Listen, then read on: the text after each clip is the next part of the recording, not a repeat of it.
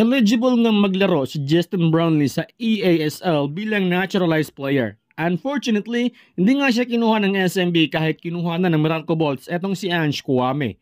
Pero ayon sa development head ng liga ay kahit allowed ng PBA si Brownlee na maglaro sa EASL ay hindi pa rin ito pwedeng maging naturalized player ng SMB.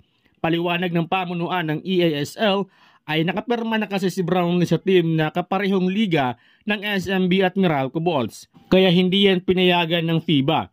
Sanction kasi ng FIBA ang EASL kung saan ay umabot na sa 10 years ang kanilang partnership.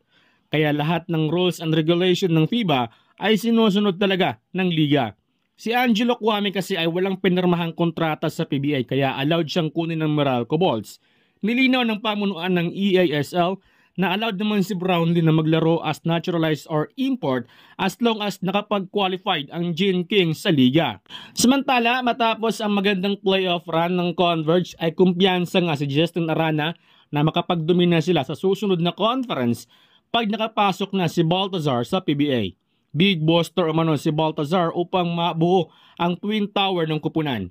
Bukod kay Baltazar ay may mga asset pa ang Converge tulad ni Pau Havilyunar, Ben Phillips at Ronan Santos.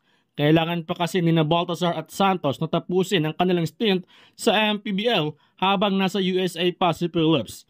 Ayon kay Arana na hope na present in action na next conference atong si Baltazar dahil malaking tulong nito sa kupunan. 6'8" at may stretch pa niya ang floor.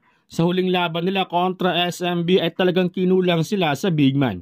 Dagdag pa ni Arana na mas mabibigyan siya ng space kung nasa loob si Baltazar dahil hindi lang makafocus sa kanya ang depensa ng kalaban.